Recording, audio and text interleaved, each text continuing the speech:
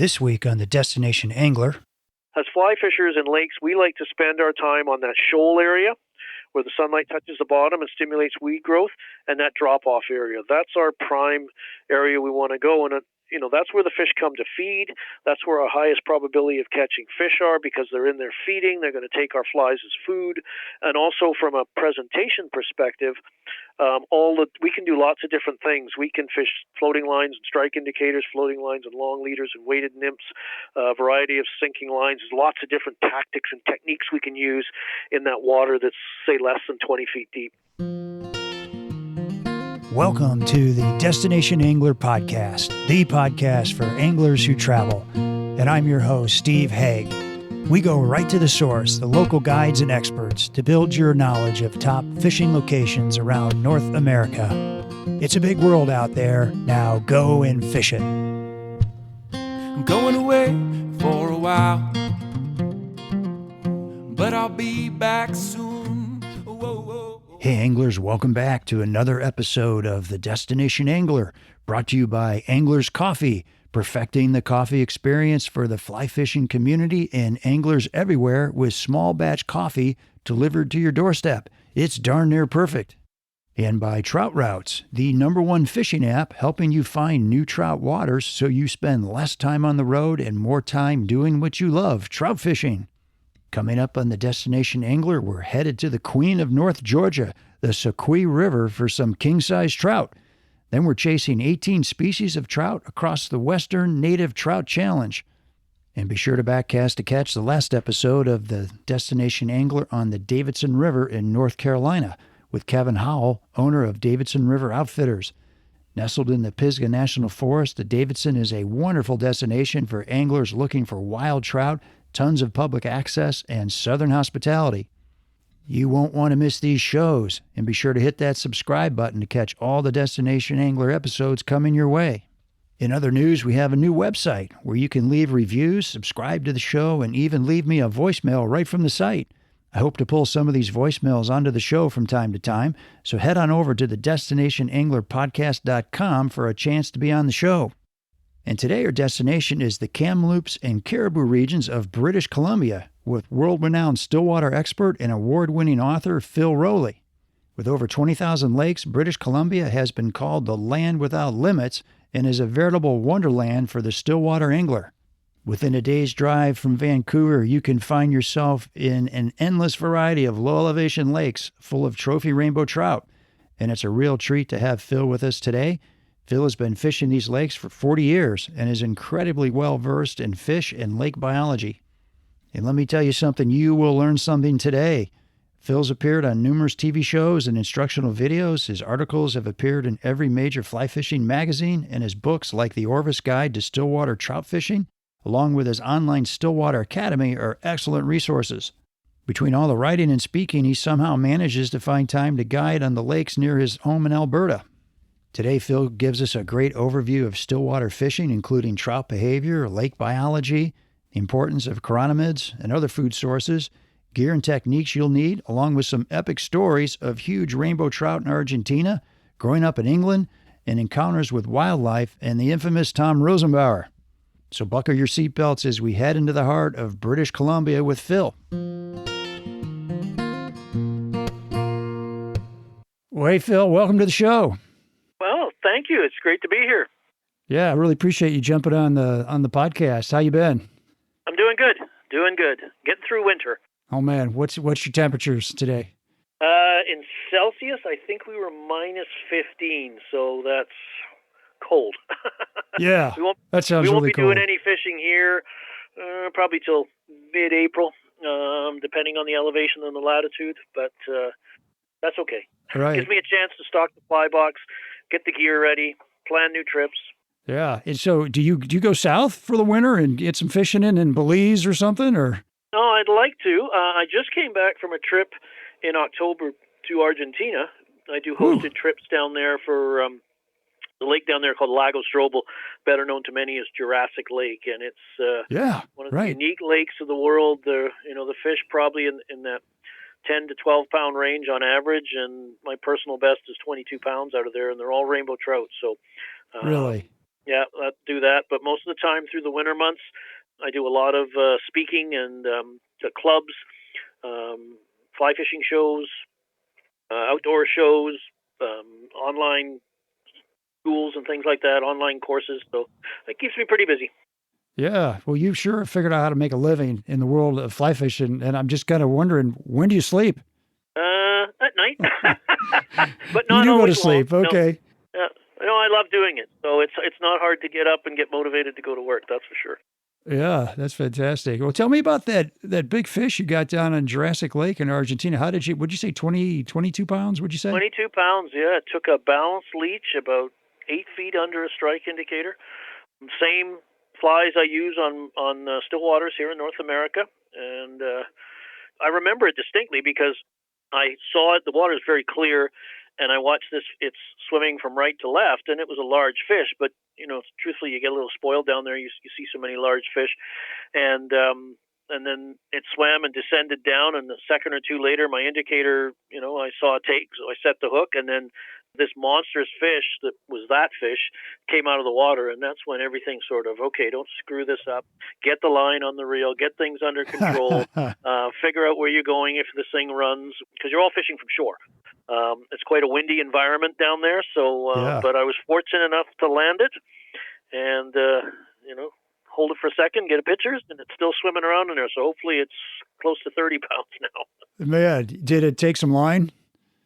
Yeah, a little bit. I'll Although I bet. joke, it ran around for a while, but the poor thing was so big and fat, it had trouble jumping and running. It got tired. I wonder about those big fish. They get to a certain point where I wonder if they don't fight quite as hard as just like a nice 18-incher. Yeah, no, they fight pretty good, and after a while, I always joke, the longer a fish is in the water, the more likely it's going to stay there. So after seeing that come out, I wanted to, admire it up close and get a picture of it because I knew it sure looked like a memorable fish, and it was. Yeah. So where are some of your favorite locations to fish? Well, obviously Argentina, like I just talked about. I love the lakes in the area around the West Yellowstone area, Sure. Idaho, Montana, Wyoming, just beautiful country. It's just whenever I drive down there, it's about a 13-hour drive south for me to get down there. And, once I get south of Great Falls, Montana, the scenery is, I don't know, I just get lost in it all. It's so beautiful. It's a hard time driving because I'm too busy looking, not on Yeah, the road, right. looking at all the. I got that same problem. And of course, I love British Columbia too. I lived there for 35 years, so I spent a lot of time. That's where I learned to fly fish and start the never-ending journey of perfecting your skills. Learned there, so I spent a lot of time back there every year, both fishing recreationally for myself and doing a lot of destination schools as well. Okay. Well, Phil, I got your name from my Angler's Coffee guy. That's one of my sponsors. And he was telling me about he lives in Seattle, and he was telling me about these lakes in British Columbia. And then when you and I spoke, man, I had no idea there are 20,000 lakes in British Yep. Columbia. And there's miles and miles of streams too, right? And the other thing about it is these lakes are kind of low level. They're not like going to the Rockies where you're going to, you're at 8, 9, 10,000 feet. But I'm curious, like in your mind, what is it about British Columbia that in your mind makes it such a top destination for fly fishing? Well, as you mentioned, there's just a lot of lakes, but the best lake fishing is arguably in the sort of the spine that runs up just off the Continental Divide through the Okanagan region, Kamloops region, Thompson Nickel it's called in the regulations, and then up into the Cariboo. And those lakes are just, when Mother Nature made them, when the glaciers receded, they're unique because they're small. Like there are some large bodies of water, but by far the most productive and the best lakes for fly fishing are the small lakes that are less than about 2,200 acres in surface area. And a lot of them are even less than 200 acres. So what these lakes are is they're very shallow. They're landlocked in many cases, or they have seasonal or ephemeral streams. So they get a little bit of water in them, but all the nutrients that come off the land stay in the lake, settle, and create a rich substrate bottom for weed growth, which provides lots of habitat for food. And of course, lots of food, when you put fish in there, it means there's lots for them to eat, and they get big. So these lakes are shallow, Huh. A lot of them have a maximum depth of maybe 50 feet, and some of them are average depths less than 15. So they're just a giant food factory, and incredibly productive. If you look at lakes, they break them into three basic types. You have oligotrophic, which means a low level of productivity. So those would be, in British Columbia, those would be a lot of the coastal lakes. They're deep, rocky. The nutrients, there's inflow and outflow streams, sometimes rivers. So the nutrients that go in are quickly taken out. So there's no ability for those nutrients to resonate, sink to the bottom, and create that productive environment. And then you have mesotrophic lakes that are like a middle level of productivity. Those are there are some in the interior and around. There are little larger lakes, not as productive as the smaller lakes. And then these lakes that I'm talking about, that the trout fishing is so good, are called eutrophic lakes. They're rich. I always think of the term euphoria. If you were a trout fisherman or a stillwater fisherman, euphoria, eutrophic. And they're nutrient rich, and you put trout in there, and there's lots for them to eat, and they can grow to some pretty impressive sizes. Oh, that's amazing. For people who haven't been to British Columbia, what's it like out there in the country? Is it just endless pine trees and rocks? What is it like? It's a mixture. You've got, high. You do have some towards the eastern part of the province into the Rockies. You do have some high elevation lakes. One that comes to mind is Fortress Lake, is a trophy brook trout lake. It's a fly-in destination right on the BC-Alberta border. But a majority of the lakes are in. There's pine trees, but semi-arid climate. Some sage, some tumbleweeds and things like that. But lots of things just up in the tree line and protected, and that's what makes them so good too, because they're small, so they're protected. So even when the weather's a little, Mother Nature decides to flex her muscles, the lakes are still fishable. If you get on a huge body of water, there's some safety concerns. You don't want to be out there. So these lakes you can often find. There's so many lakes in that area I talked about, the Kamloops Cariboo area. There's so many lakes that you can, if one's not working, you can quickly, in a couple hours, half an hour, 20 minutes later, go to another lake. One of the tourism slogans in the region is a lake a day for as long as you stay. So that's great. There's that many lakes there. Yeah, it's unbelievable. And where is this region? Like, a lot of people may be familiar with Vancouver Island. Like, from there, where do you go? Yeah, well, that's where I would, if you were to travel in, most people, if you were to fly in, you would fly into Vancouver. That's the international airport, and you could rent a vehicle there. If you drove to Kamloops, it's about 225 miles away, so about 4 hours drive without pushing it. Merritt, which is a town about an hour or so south, 45 minutes south of Kamloops, has lots of great stillwater fishing around there as well. That's about 3 hours from Vancouver, about 175 miles. And then if you go up into the Cariboo area, you take a different highway up through there, and 100-mile house is about 6 hours, just under 300 miles, 290 miles. And then you go up to Kelowna, which is, Quesnel rather, is further up, is about an 8-hour, 400-mile drive. So within a day, you can be anywhere you want to go. The Merritt-Kamloops area tends to get more anglers there because it's closer to Vancouver and those urban centers. But as you get into the Cariboo, it gets a little more remote, takes a little longer to get there. So you can have a wide range of experiences from, four-wheel drive access in the middle of nowhere and nobody around for days. And then you can have some lakes that are, paved access almost to them entirely and still have outstanding fishing. Do most of these lakes have some kind of at least a two-track that leads into them, or you kind of have to bushwhack to get to some of them? No, there's usually, with the forestry exploration that's gone over there and natural resources, there's usually some form of roads. There are some that the last portion of your travel may be a little bump and grind, four-wheel drive, but, some of my favorite lakes are right off the highway. Oh, really? Well, that's actually a great question. Does remote equal great fishing, or can I find great fishing right off the highway? Yes, you can. It doesn't always mean, there's obviously some remote lakes that don't get a lot of anglers visiting them every year, so those fish arguably could be a little more susceptible, a little more willing to play, and because there's not much in the way of harvest, those fish have a chance to grow bigger. But I've got a couple of lakes that come to mind that have got just some outstanding fishing, and they're right off the highway between Merritt and Kamloops. And then up north of Kamloops is what we call Highway 24. It's called the Fishing Highway, and it runs basically east-west or west-east, whichever way you're going.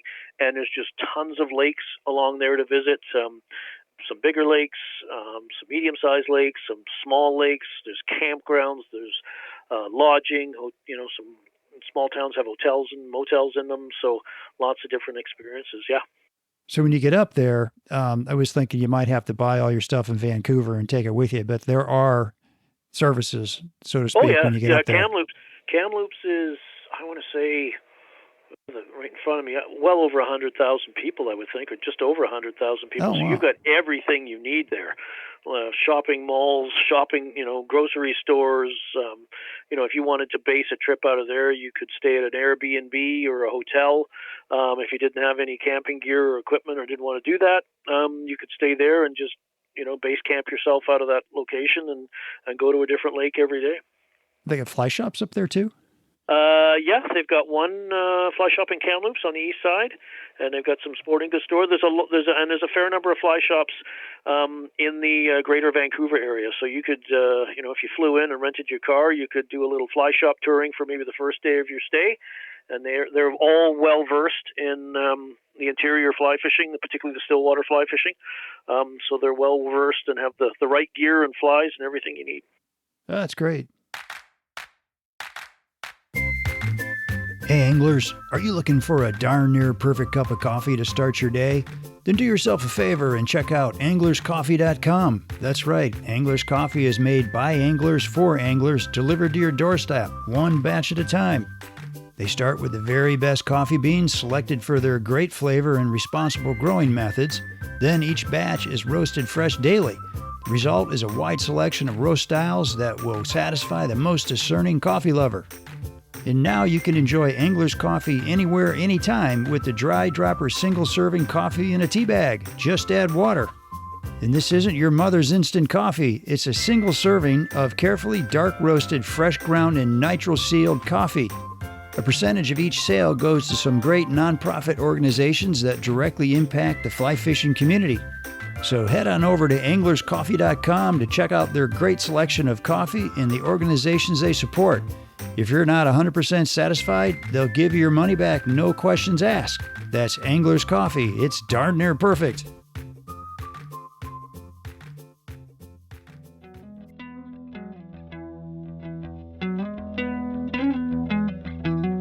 Hey anglers, if you're like me, you're always on the hunt for new trout streams to explore. But finding these hidden gems can be challenging. Well, not anymore, because there's a new app I highly recommend called Trout Routes. Trout Routes has mapped out every trout stream by state with detailed access maps for every stream. They have over 15 different map layers with hundreds of thousands of access points, color-coded stream ratings, public and private land, and more.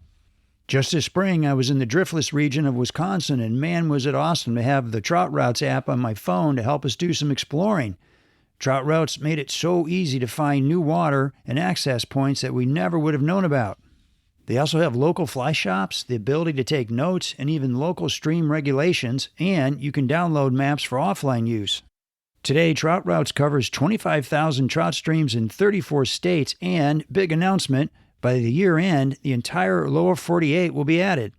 So if you have an upcoming trip anywhere in the lower 48 or looking to explore nearby streams, I suggest you check out Trout Routes today on your Apple or Android phone. Don't leave home without it. And you mentioned these lakes are shallow. When I hear shallow, I'm thinking they're going to freeze out in the, especially a 15-foot lake. Is that the fish going to make it through the winter? Some of them are subject to a thing called winter kill. And what happens when lakes freeze over, they stratify. And you end up with a cooler layer of water, cooler oxygenated layer sitting above a warmer, less oxygenated layer. And it takes a little while for that stratification to occur. So once it does under the ice. Now, once the snow gets on there, that can stop sunlight penetration. And then, of course, with no sunlight, the aquatic plants start to die and decay. And when they decay, they build up heat and they consume oxygen. So what can happen is that process can become so extreme that they consume all the livable oxygen, if you will, and trout, being the largest oxygen consumers, suffer. In some instances they die. They basically suffocate because there's no oxygen for them. So some of the lakes, all the management of the fisheries in BC is run through the Freshwater Fisheries Society, which is a unique organization. Years ago, they used to be part of the government that manages fish and wildlife. Well, now they do what's called the fish culture. They do the raising of the fish, the hatchery fish that they plant in these lakes, and then they work with the provincial biologists to help them get them in the right places at the right time. So they actually have aeration programs on some of the lakes that are very productive, lots of weeds, lots of bugs, potential to grow big fish, and they aerate them. So they basically put a system in that bubbles the water and circulates the water through the column, and it tends to leave a little opening in the lake. It doesn't freeze, and of course that anoxic water that comes up and is diffused with atmospheric air gets recharged with oxygen, and that gets these marginal lakes through the winter months until they open up in the spring and everybody can get fishing with them. So some lakes are get through every year, and some lakes they need a little help, and then every year you might get an anomaly where one lake is just a perfect storm and unfortunately it suffers a winter kill. But it's kind of a byproduct of the productive environment that's needed to grow big trout. So, all right, if I'm an angler thinking of coming up there, how do I scope out the lakes, right? There's probably some resources from the state, but like if I'm looking at a map, can I look at a map and say, all right, this should be a good lake for these reasons? Yeah. What I would recommend is go to the Freshwater Fisheries Society site. It's called gofishbc.com. And they have, they stock about 6 million fish annually, trout, brook trout, kokanee. They do other fish outside of Stillwater trout and other fish as well. And they stock about 800 lakes annually. And they put different strains of rainbows in that are best suited for their environment. So they play around with them a little bit. And you can go there and look up the region you want to go. The province is broken into regions. There's about 8 of them. Vancouver Island, Lower Mainland, the Thompson-Nicola, which is where Kamloops is located, Kootenay, which is in the southeast part of the province, the Cariboo region, which is sort of northwest of the Kamloops region, Skeena, which is way up north, probably most people relate that to the steelhead fishing that's it's famous for. Sure, yeah. Ominika Peace, which is in the northeast corner, and then the Okanagan area, which is southeast of the Kamloops region. So the majority of the Stillwaters is based in that Cariboo, Thompson, Nicola region, and to some degree in the Okanagan as well. So You can look at those regions on their website. All the stocking reports are there. You can enter the region, look at the lakes, decide what fish you want to fish for as trout, and you're looking, if you want big fish, you're looking for usually low stocking numbers and a type of fish called a triploid. Are you familiar with what those are? Yeah, they're sterile, right? Yeah, they are. The trouble with lakes, trout in lakes, is rainbow trout and other trout and char, they spawn in moving water. So they need moving water, gravel, proper substrate. Now you put them in a landlocked lake, they can't spawn. So they still get all their reproductive energy, but they generate milk. The males generate milk, the females generate eggs. They got no way to release them, and it results in a high. The growth rate of the fish stops pretty well, and a high degree of mortality. Huh. So in order to combat that, the Freshwater Fisheries Society started a triploiding program. It's become incredibly successful. So the beauty of triploids in simple terms, from an angler's perspective, they live longer and they grow bigger. I remember a good friend of mine, Brian Chan, the former regional biologist, him and I are good friends. We were out fishing one day in one of the lakes just south of Kamloops, Edith, a number of years ago, and we caught an 11-pound triploid that was only 3 years old. right? So Really? so in the right environment, Wow. these fish can get big. But only about 50% of the small lakes they stock, of that 800, are stocked with triploiding. And triploiding, for those that aren't aware, it's not a GMO process. There's no geometric engineering or tampering. Basically, the eggs are subject to hydrostatic pressure right after fertilization, and that process creates a third set of chromosomes. And what they've done now, even, is they're able, through more playing around, to make all females, because triploid males will still reach mature and attempt to spawn even though they're sterile. And that's negative, because in areas that fish can spawn, maybe there's a little inflow stream or something like that, they'll displace naturally what we call diploid normal males that can reproduce. So they can negatively impact the natural population. So they've taken this triploiding to another level and been able to create all females.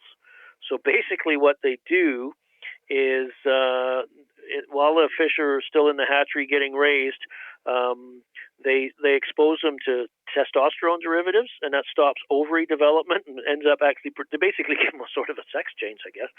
And what they do is they extract that sperm from those sexually reversed females by hand, because they can't get rid of it because they don't have a sperm duct. And then when they partner those eggs with wild eggs, you end up getting all females. That's the Reader's Digest version. That's kind of cool. Yeah, so you get these all-female. So when you're looking on the stocking reports, you'll see, a Panask strain, which is one of the strains and it'll be 3N, which means 3 means triploid, and N means all-female. So look for that, maybe. Okay. Yeah, and this is all on the freshwater fisheries. It's quite an educational, very informative read. Encourage people to go there and have a look. It'll explain the process, and that helps you better search waters you may want to fish or areas you're going to travel, and then you can pick the lakes and see what the stocking reports are, and of course merge that with your other research you do, talking to shops, online sources, social media nowadays, Facebook groups, those kind of things. Okay. Then you can pick a trip. And it sounds like, from a fish getting to 11 pounds in 3 years, it sounds like you've got some phenomenal growth rates. Or is that kind of an anomaly? That's a little bit of an anomaly. There's some lakes that the fish may all average around 3 pounds, but depending on the strain, nice fish. Nothing to, it keeps me happy all day. Sure. As I joke with people, I'll take 100 of those. And they've got BC right now is stocking about 4 different strains of rainbows. So the Panask strain is what people often refer to as the Kamloops trout. These fish love to jump. Like, you'll hook one of these things and you might get 6, 8, 10 jumps out of it. It's just like in a lake. That's great. Ding, all over the place like a jumping bean. They're beautiful silver sides, very, very few spots. But the only drawback to those fish is they don't compete well with other species. They're almost insectivores totally, so they very rarely will they eat other fish. So if they get into an environment where what's often referred to as a monoculture, that means there's one species of fish living there, they do very well. But if other small fish get in there, like shiners or perch, which are much more active over a wider temperature range, reproduce quickly, and eat the same foods trout do, these Panask strains struggle. So they've got other strains that they integrate in. There's a Blackwater strain that originated from the Blackwater River, which is near Quesnel in the Cariboo region. Those were taken and adapted to be stocked in lakes. They're very aggressive. They love to feed in the shallow shoal areas, which is, the shoal by definition is any portion of the lake that the sunlight actually touches. So, of course, that's the place you want to be as a fly fisher, because that's where the weeds are growing, and that's where the food lives. Think of that as the superstore, the grocery, Costco of the underwater world, where all the food is. That's where you want to be. So these fish love to be there, and they grew up in a competitive environment, so they will feed on other fish, and they're a little more aggressive that way. And then they've just started putting a new strain of fishing called the horsefly strain, which comes out of Quesnel Lake, which is up in that Cariboo region. And I fish Quesnel. It's a huge body of lake. I believe it's the deepest fjord lake in all the world, like 1,500 feet deep in spots. Oh, wow. Yeah. So that has inflow. It's not a eutrophic lake. It's a massive body of water. It's basically shaped like an upside-down T. It's got bull trout in it, lake trout, and these rainbows. And sockeye salmon use this lake to migrate through and get into the feeder streams that come into the lake. So these fish feed heavily on kokanee, which is a landlocked sockeye. They feed on sockeye smolts because once the sockeye, the eggs hatch, then they go out into the lake and spend their first year living in the lake, and then they smolt out the following year and go out to sea. So these fish have become very adept at feeding on other fish. And then the last strain they've got is these what they call Fraser Valley. These are a true hatchery fish that most people may think. They're born and raised in a hatchery. They have exponential growth rates. So they're often BC uses these fish to jumpstart lakes that have a winter kill. So they'll put them in, and they just are little pigs. they take off, get the lake going again, and then they can put the other strains back in. Phyllis, is there, you think of British Columbia as, the original place where rainbow trout came from. Are there multiple strains of original rainbow trout from BC? Yep, these are all, with the exception of those Fraser Valleys, they came out of, I believe they were out of stock out of the States originally, a long time ago.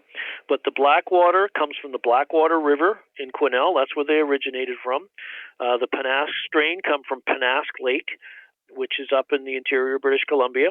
And the horsefly strain comes out of the Horsefly River system, which is up in BC. So these, in some instances, a lot of times they'll have fish stations on these lakes or in these regions, and they will take the wild fish that come up to spawn, and they will take their eggs and their milt and fertilize them, take them back to the hatchery, triploid them, some of them, as I mentioned, and get them started, and then then they'll go back and restock them. So they can, depending on their stocking practices, if the lake's got, like I talked about, a monoculture, it's all trout, there's no other competitive species, they'll stock them in as fry, and they'll just grow on. Right, they'll just grow in like they would normal fish. If there's mixed species in there, they'll start putting what we call larger size catchables in that sort of 8 to 12 inch range, because they survive better. And then we also have urban fisheries. Sure. And they'll stock those as well with catchables because they get high. Yeah. Well, I'm curious, how good can the fishing be? Give us an idea of, like, a great day is what, and an average day? Yeah, good is such a vast term, right? Because good can be remote. Sure. So if good fishing for you is a few fish in a peaceful environment where you see few or no other people, other than the loons at night and the odd coyote howling, there can be some very good experiences like that. If you want the chance for catching large fish, and that's what BC's sort of become known for. In my travels, when I speak at fly shows and clubs down the west coast of the U.S., lots of people are very familiar with the Kamloops area, are always asking me, or the British Columbia fishing, the Cariboo, what's going on, what lakes are fishing well this year? Because every year when the ice comes off, some could winter kill. They come and they go and that kind of thing. So you always want to, and they're cyclic. So one lake will be fishing well for 2 or 3 weeks, have some great fishing, and they'll settle down for a little bit, and another one will take off. And there's so many around, it kind of displaces the pressure. So, you can have trophy fishing, you can have lots of fishing, you can have easy access if good fishing is, somewhere I can drive to, and I don't need to go 4-well drive. Yeah.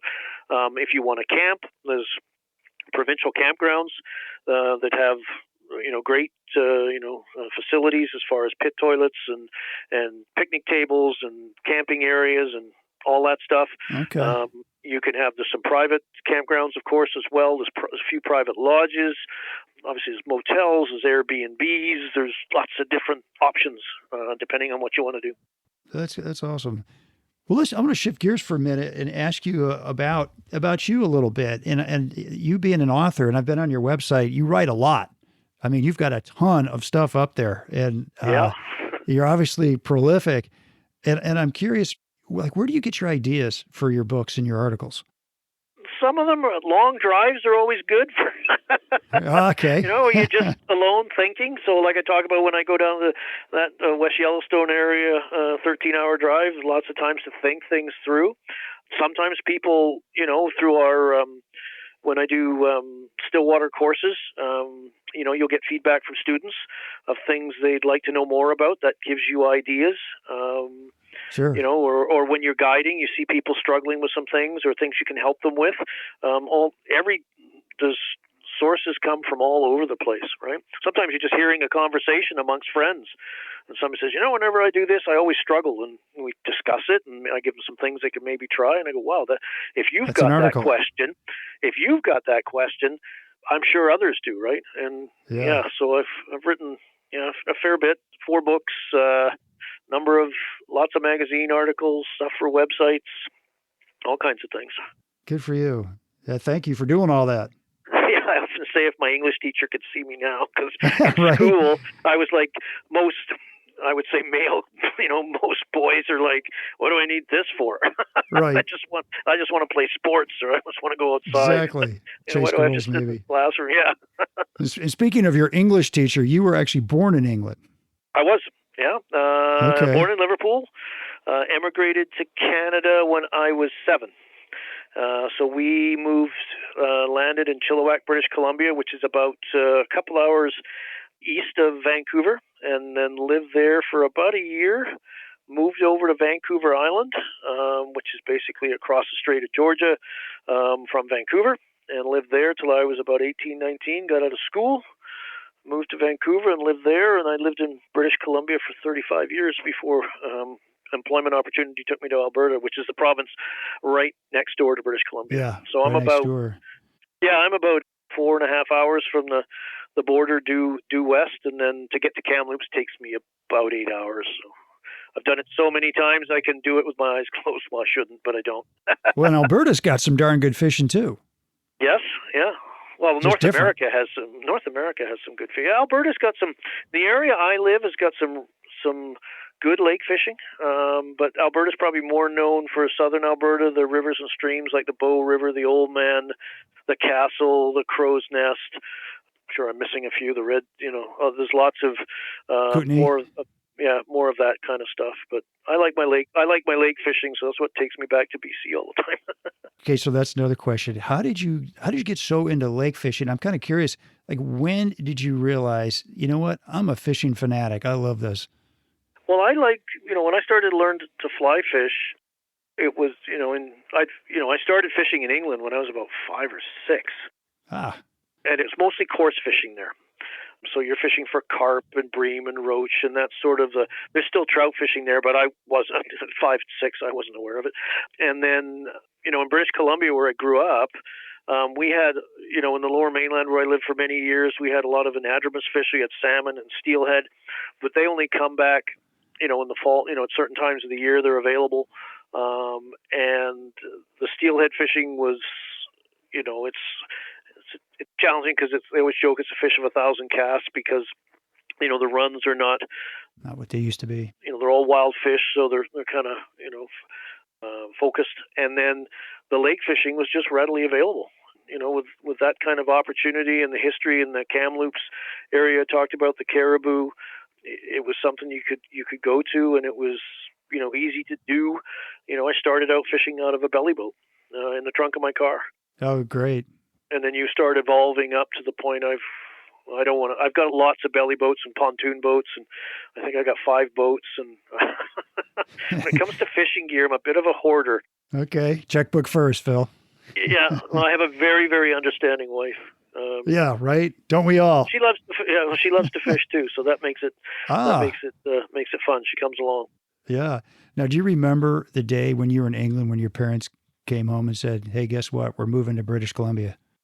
Not really. I was 7. I just remember vaguely, and this is all fleeting memories so long ago now, getting on a plane, and my father had come over, 3 months before to get settled in, get a job, that kind of thing. And then my mom took my sister, who was 5, and me, who was 7, and flew on a DC-8 to Vancouver. I can't, Wow. I can't imagine what that was like, Kevin. Because I'm looking out. I remember going over Greenland and going, "Do we land here?" Because every time I saw land, I thought, You got 6 more hours. And I remember, little things.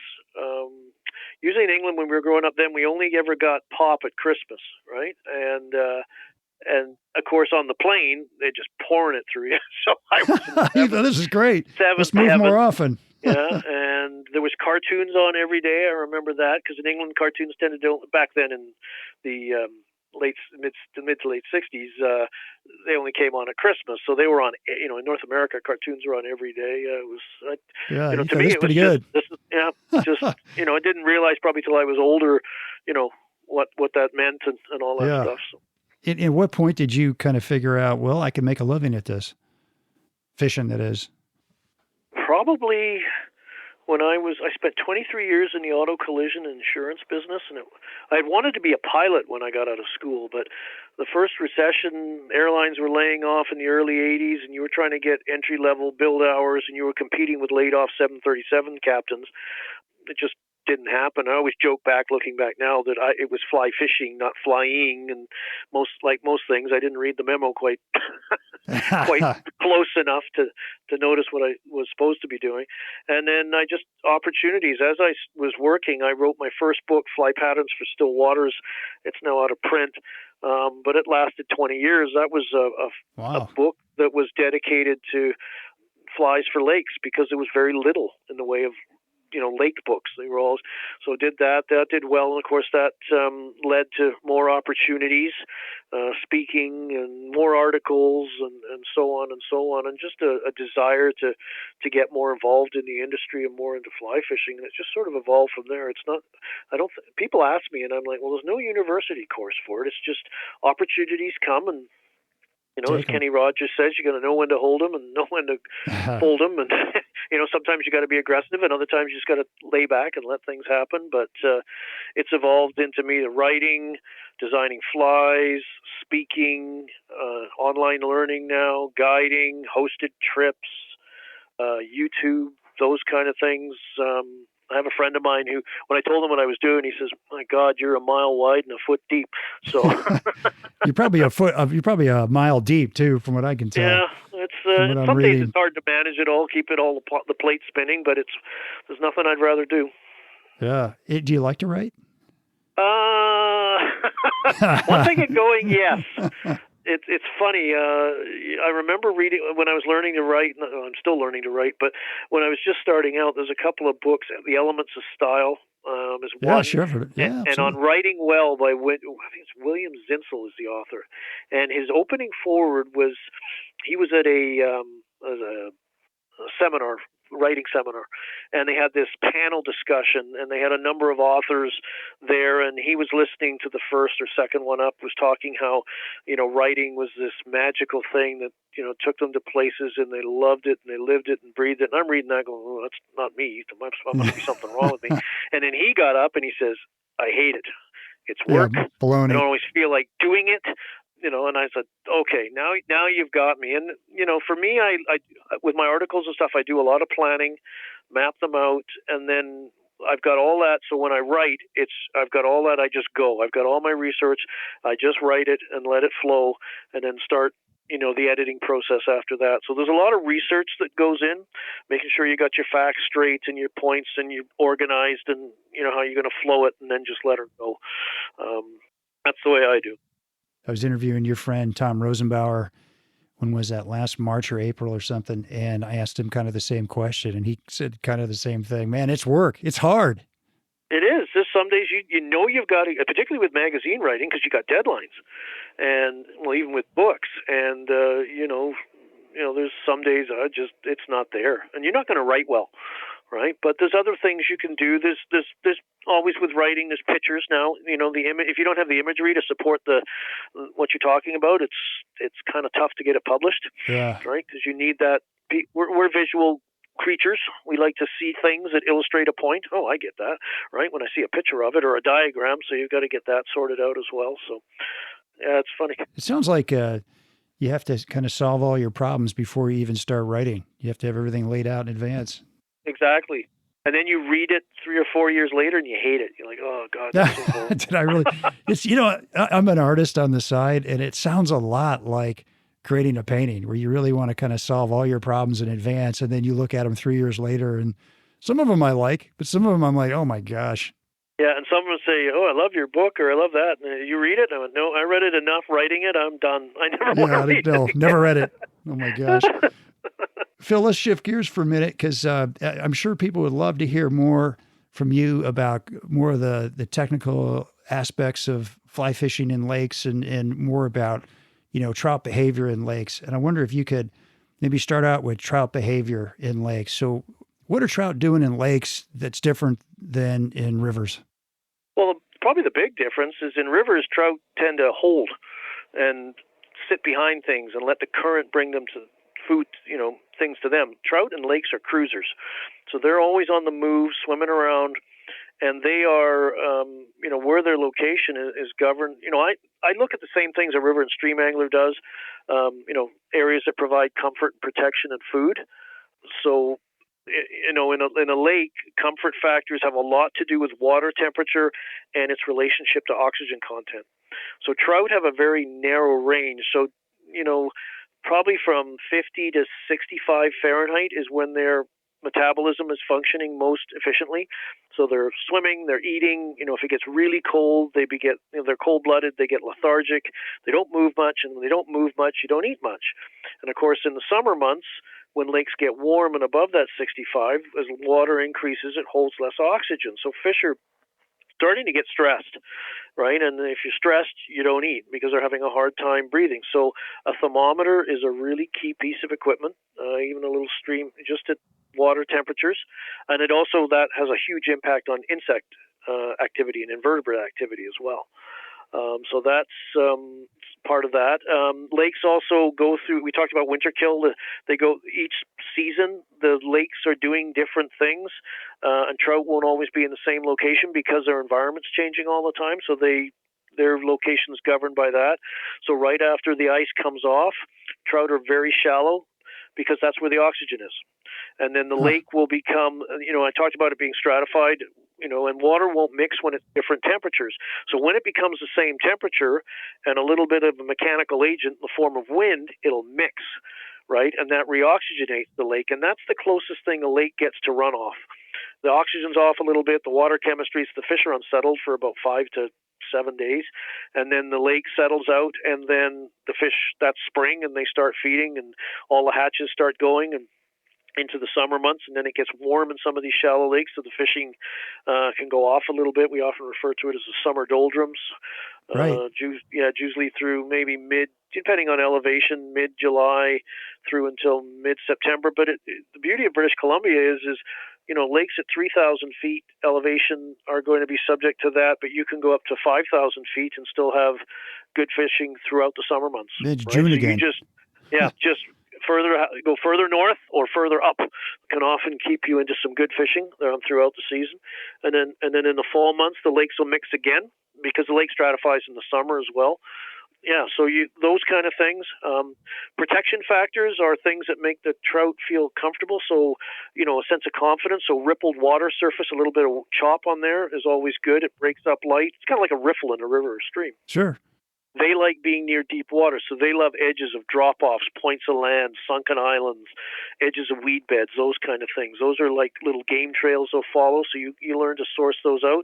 And, of course, the last thing, and I'm giving a real high-level Reader's Digest version of this. This is great. No, keep going. Yeah, it is food, right? Because that's what fly fishing is primarily about, right? Imitating the food sources. So go where the food is. So that's usually, as fly fishers in lakes, we like to spend our time on that shoal area where the sunlight touches the bottom and stimulates weed growth, and that drop-off area. That's our prime area we want to go. And that's where the fish come to feed.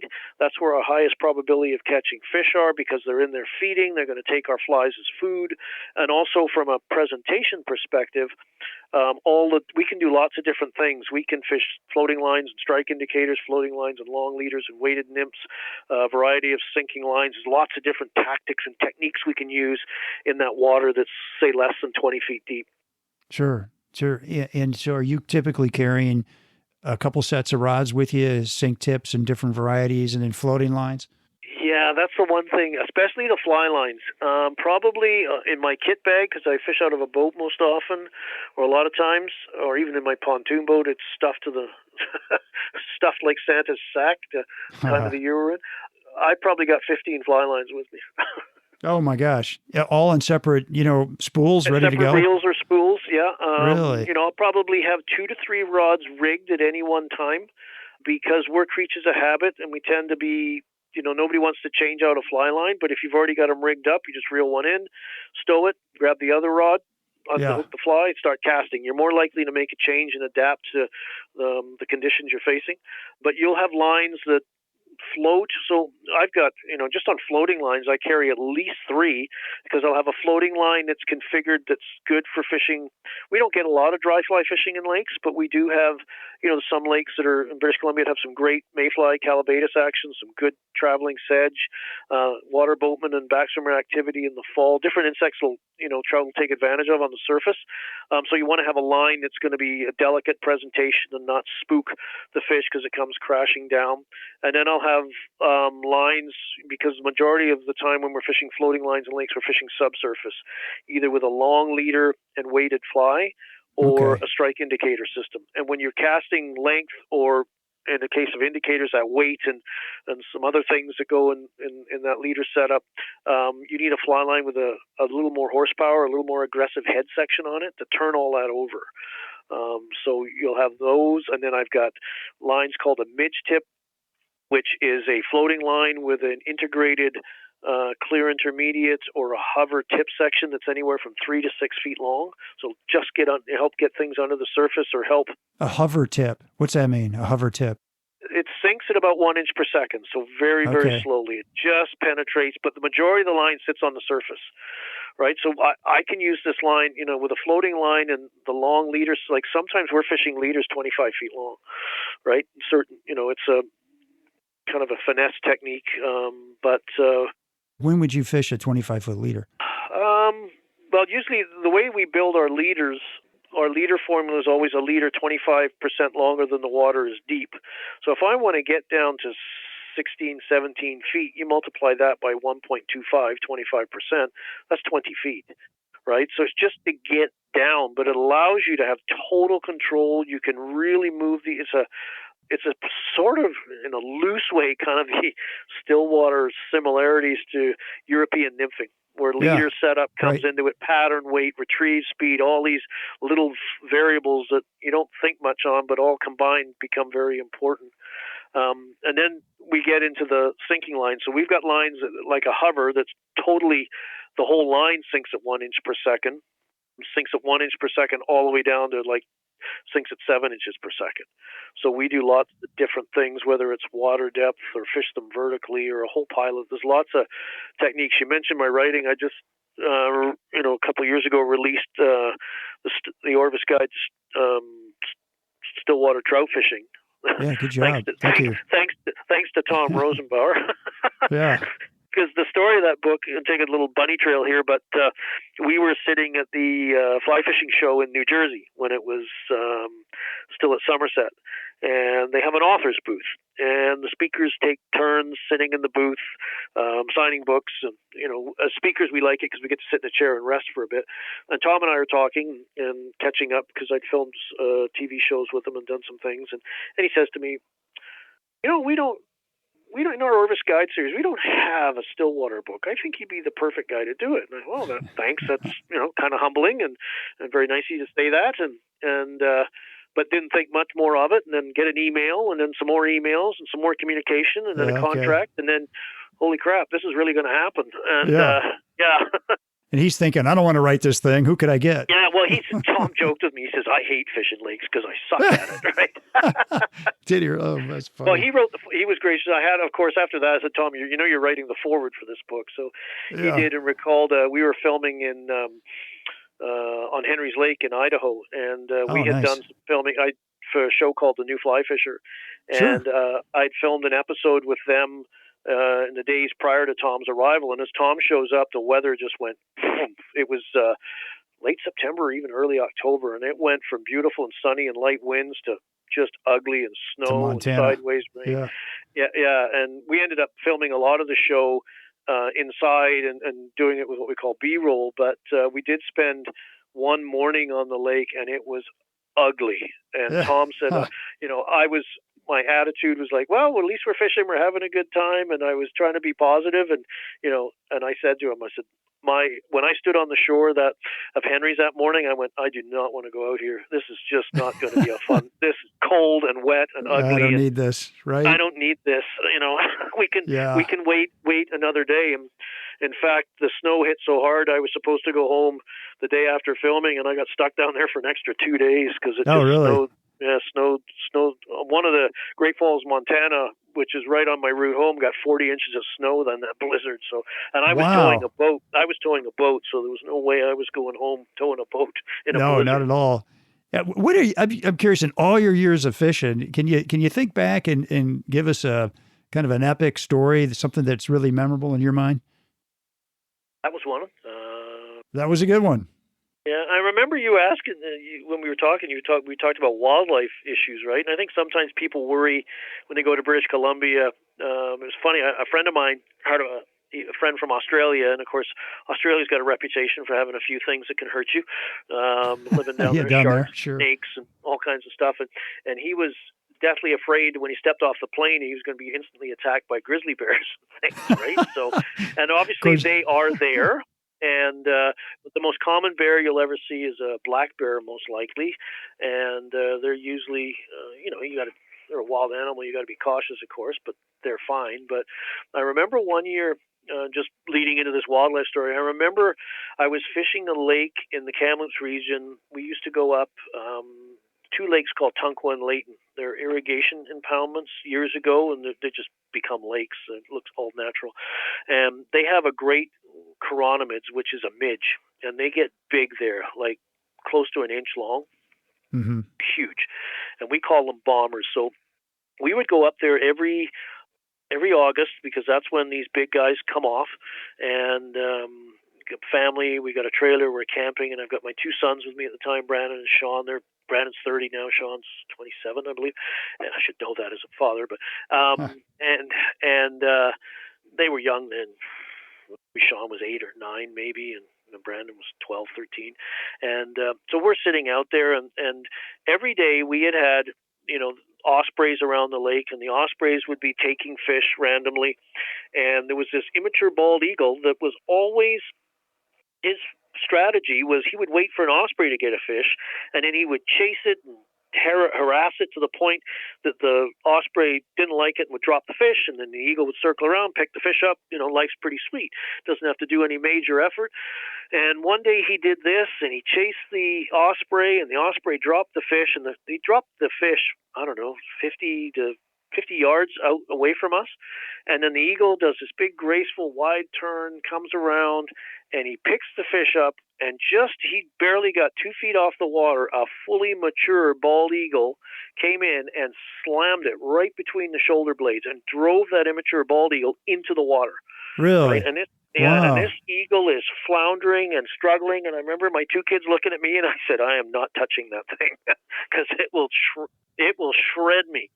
So it eventually got airborne again, struggled and got itself up and flew, and it got sort of off the water about 3 feet level and was gone. Never saw it again. And that mature bald eagle sat in that big old ponderosa pine that was sort of more a snag than a living tree anymore, and kind of stuck his chest out, and nobody. Oh my gosh, that's incredible. Yeah. Believe it or not, we've got bald eagles now in Indiana, and I live in a suburb, right? And my neighbor called me and said, you wouldn't believe what just happened. 2 bald eagles were chasing each other. There's a lake nearby, and one of them slammed into a mailbox. It was that low to the ground. Wow. And dropped to the ground. And then they ended up out in the lake, and the one bald eagle killed the other bald eagle in the lake, and then swam it back to the shore, like hanging onto the thing, and swam with its wings back to the shore. Wow. And left it on the bank. And my buddy called, I think he might have called the police or something, and they ended up calling some First Nation people who came over and took the eagle because they were going to use the feathers. But that's just the craziest thing. It's bald eagles. Yeah, well, They're incredible. They're a big animal. Big, right? Yeah. Well, all right, let me ask you this. We'll switch gears for a minute because I did want to ask you more about the food sources in lakes. And you mentioned chironomids.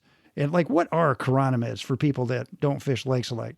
Yeah, chironomids are an insect. They're an aquatic insect. River and stream anglers probably know them best as midges, but they have what we call a complete life cycle. So, egg, larva that live. Most species live in tube homes they construct along the bottom, and their nickname is bloodworm because they have the ability to generate hemoglobin, which allows them to live in oxygen-poor conditions. And they feed on detritus on the bottom, decaying plant matter, and all that decomposition, and they can live quite deep, like up hundreds of feet deep. There's not a lot of oxygen down there. So they've evolved. Insects are so cool because for such a simple, what we perceive as humans to be such a simple organism, how complex and how they've adapted to survive for years and will probably live long past our time on this planet. So they're called, the larval stage is called the bloodworm, and then the bloodworm will seal itself off, much like your caterpillar does, and turns in and pupates, and then turns into the pupa, which then cuts itself, gets free and suspends above the bottom in huge numbers, like hundreds of thousands of times. The hatches can be so intense, and then they use they gather and collect gases between the adult inside and their skin, and that makes them quite silvery. And then it provides buoyancy, and they'll elevate and wiggle their way all the way up to the surface, where they'll hatch and fly off. And the adults look like mosquitoes, but they don't bite. But there's just trout in lakes in British Columbia in particular, just you imagine these things are like peanuts and jelly beans and really easy to eat. Trout will eat chironomids even when they're not hatching because they see so many of them. So when you come to BC, particularly in the spring months, you better come to grips with fishing chironomids. It can be a very technical thing, but you match the size and the color, and basically the patterns are a body, a rib, and a bead. They're pretty simple. If you think zebra midge or something like that, they're all variations of that. Okay. That's what you're fishing, zebra midges? That's a good pattern? Yeah, would work. There's a lot more than that. Like I said, those bombers I'm talking about, we're fishing chironomid pupa and larva that are size 8, 2 extra long hooks. Oh, okay. Like all right. They're big, right? But a lot of time, there's over 2,500 species in Western North America alone. There's more species of chironomids than all other insects and stillwaters combined. They are a prolific and productive stillwaters in the West, and particularly British Columbia. They are a critical food source. Like the trout just eat them and eat them and eat them and eat them like Pac-Man. Yeah. And, of course, we got all the other food groups, caddis, mayflies. You don't see as many caddis and mayfly species in lakes as you do rivers and streams, but they're present. Chironomids are incredibly important. We've got freshwater shrimp, or scuds, more appropriately. Okay. They're like, I always joke, they're like the French fry of the underwater world. They're all carbs. They pack. That's what trout get. We talked about Argentina. That's primarily what those fish are eating down there are scuds to get that big, 20 pounds. Right, They're not eating each other. They're eating teeny tiny organisms. Right, so no kidding. Okay. Yeah, dragonfly nymphs, damselfly nymphs. What else? Some terrestrials, water boatmen, backswimmers. Some forage fish in those lakes. I'm sure I'm missing a few bugs here. Okay. What are some of your confidence patterns that you just got to have in your box? Balanced leech. That's a fly designed to suspend horizontally under an indicator. But it can also be fish cast and stripped because the way it's designed, it'll pitch and jig and swim like a natural leech. Okay. So balanced leeches, chironomids, like I said, the chironomid larval patterns. I've got some patterns like a hollow worm. A friend of mine, Jerry McBride's atomic worm. It's kind of a really gaudy bloodworm. I've got a pattern of mine called the frostbite bloodworm, and then the pupa patterns. I've got a pattern that I designed that's become quite well known called the chromie. Collaborators. If you had to fish chironomids, one pattern color would be black with a red rib. Black and red we call it. So because that's the most predominant species. Some dragonfly nymphs, damselfly. I like fishing damsels in and around weed beds. Leeches all the time. Trout rarely pass up a leech. And of course, there's also in lakes we have zooplankton. And so we're fishing an English pattern called a blob to imitate a cluster of zooplankton, and we fish those. Traditionally, they'll get on the zooplankton later in the season and into the early fall because the fish are sliding out into deep water where that's where you find the majority of the zooplankton. And they just basically filter feed that stuff. So we're using, the zooplankton can be a chartreuse color, bright green, they can be reds, they can be oranges and pinks. So these blobs, they look very similar to an egg pattern, but we fish those, and they can be very, very successful. So that's a great rundown. Yeah. Hey, what about some techniques for folks listening? Like what are some of the go-to? Probably the best technique, the most commonly one you'll see on the lakes because you're fishing shallow, is a floating line and a strike indicator. You can do so much with a floating line. You can take the indicator off and just cast it out, let it sit, and bring it back slowly, a variety of different retrieves. We fish, obviously, cast and retrieve with sinking lines. Literally count them down. Each sinking line sinks at so many inches per second.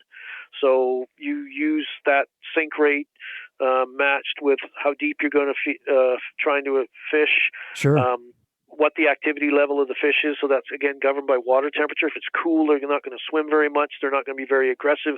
So you've got to fish slowly, which means you've got to use a slower sinking line because if your line sinks too fast, you can't retrieve the fly slow enough because it's on the bottom. Right. And then, of course, if the fish are active, they'll chase, so you can move the fly faster, right, because they're more aggressive. So you're always factoring that in. So if a line sinks at 3 inches per second, if I know how deep I am, right, and I use electronics, I have a sounder, we use the rule of 12. So if you take the sink rate of the line and divide it into 12, which corresponds to 12 inches in a foot, it's going to take that line about 4 seconds to sink 1 foot. And then you multiply that. If I want to go 10 feet down, then I got to let it sink about approximately 40 seconds. And I say approximately because water density is always changing with temperature, so it's not an exact science. But what you're trying to do is just, rather than just pitch it out there and look around for a little bit and then start pulling it in and you catch a fish, you want to duplicate that again, right? So counting this down and being methodical about it and a little more structured in it allows you to, because fish in lakes are selective on depth and generally opportunistic in what they eat. So they'll hold at certain levels. And so once you find that level, you want to be able to hit that over and over again. And that's why indicators work so well, because your depth of presentation is literally governed by the and it controls your retrieve, because most people in lakes that I either instruct or guide or see struggling, they just generally don't let their flies sink long enough, and they don't move them slow enough. Okay. So the analogy I use, rather than everybody's always about the fly is the ultimate scapegoat, as everybody blames their lack of success on the fly, right? But unfortunately, it tends to be the angler more than the fly. So I use an analogy called DRP, depth retrieve pattern. So if you're not having success, you want to make sure you're fishing at the right depth. And usually in lakes, that was within 1 to 3 feet of the bottom. That's where food lives. That's where trout feel safe in feeding. And then retrieve, moving the fly slow enough, and then think about pattern. Right? So if I'm in a scenario where I've got a pattern I have confidence in, I've caught fish on it, and I'm at the right depth, I believe, and I'm moving it the right way for the conditions, if I'm not catching fish, I move, because chances are there's nobody in the neighborhood. You need fish first. Yeah, right. You can't catch them if they're not there. How much do you allow the wind to move your fly? In other words, it's down there, the boat's moving, and the wind's moving you through the water. Sometimes we, two ways, we generally, a lot of BCs, a lot of anchor fishing, where you would anchor and you always put the wind at your back, and trout, because they're in lakes, it's in their DNA, they're river and stream fish at heart, they will like to swim into current, wind-induced current, so they'll tend to swim upwind. So when you're anchored, your flies, we let the wind drift and move the flies around as they're sinking a lot of times. Right. And we also use as a technique that's developed in Europe and UK called lock-style fishing, where you deploy a big underwater parachute called a drogue, and you deploy that upwind. It inflates, it slows and controls the boat, so it slows the drift down and makes the boat drift perpendicular to the wind. So now you're not spinning and out of control, and you're still casting and retrieving. Personally, I don't like to troll much. I like to work the fly, and those are the two methods I either do it. So Okay. yeah, we use the wind all the time. Wind is your friend on a lake, and after Argentina, where it blows on average 30 miles an hour, and my last trip when I was down there in October, I mean, we had days it was blowing 50, 60 miles an hour. And you can cast in that? That's Oh, yeah, insane. you cast really well because it's behind you, so that line, you can roll cast a bar, as I joke, but Yeah, right. it's the, you're getting blown and buffeted all the time, right? And walking Yeah. back to the vehicles, I remember one day we were fishing this area called Monster Bay. It's quite sandy. It's protected, but the wind still has an effect. And you're walking back to the car, and you're like, "Oh my God, I'm tired." It's because it's like you're walking against somebody pushing on you the whole time, because that wind is pushing against you, right? And of course, you're getting sandblasted too. Oh my gosh. But the fish love it. The fish Do absolutely they? love it down. Oh yeah, yeah. The fishing's better. The fishing's better when it's windy. When it's windy. So do these insects, like a chironomid, you said it gets some oxygen attached to it, and it's kind of how it floats to the surface. Are they swimmers? They more wiggle and elevate very, very slowly. So when they're Okay. going from the bottom of the lake to the surface, they are totally at the mercy of the elements, and they're easy picking. Fish can expend little to no energy. They just inhale them. Just pick them off, And mayflies do it, caddisflies do it. Gary LaFontaine's book, Caddisflies, talked about this. They when insects go to shed or molt, there's I'm going to use a big word. There's a process called apolysis, and it's a chemical separation of the outer skin from the adult inside. So this has to happen so the insect can crawl out of that shell, and transform, right? Because if it can't, it's going to get stuck and entangled with it and die. So that creates space, and then the insects have evolved to develop gas, trap gas between there that gives them buoyancy.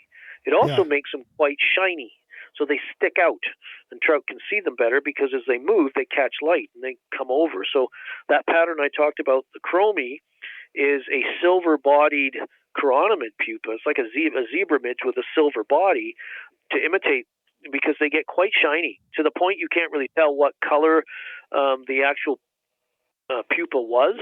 Because early in the emergence, they're kind of dark and somber and don't move much. But as they get closer and closer to, swimming up to the surface or wiggling up, elevating up to the surface to emerge, they get shinier and shinier and shinier, right, and get more and more active, right? Okay, that's awesome. Yeah, it'd be great if you could send me some pictures of some of these fly patterns. I bet folks would love to see them. Okay, great. So everybody take a look at my. Yeah, you probably got a lot, don't you? Author and everything. So that'll be out on my Facebook and Instagram page, folks, when you guys get a chance to head out there. Oh, good. Yeah, happy to do that. I got a question for you, because I'm just thinking of how much, the knowledge that you have on this sport. You have obviously studied this. Do you feel like, do you get to a point where you kind of feel like, I've kind of got this mastered? Nope. That's my motto is you never stop learning. Mother Nature, I personally think Mother Nature likes to go, "Oh, you think you got it figured out, do you? And I'll throw this at you." Ooh, I've never seen that before. I'm quietly confident when I'm out there. I've close to 40 years. I've seen a lot of things. I'm like the farmer's insurance guy. We've seen a few things. But every day you learn. Every day you learn, and that's the fun of this sport, because it never becomes stagnant to me. It's always something. Every day on the water is different. Everything's a little, because you have those days when your experience is, I don't know if this is going to be all that good. The weather's a little off. Things are a little, all over the place, and the fishing's great. And then one day, boy, this should be just fantastic. And it's like, is there even fish in this lake? Yeah, where'd they all go? So there's, I often joke, if you were to put a Stillwater trout on Oprah Winfrey when she still had her show, and she would ask him, "Why do you do that?" The trout would go, "I don't know, I just do."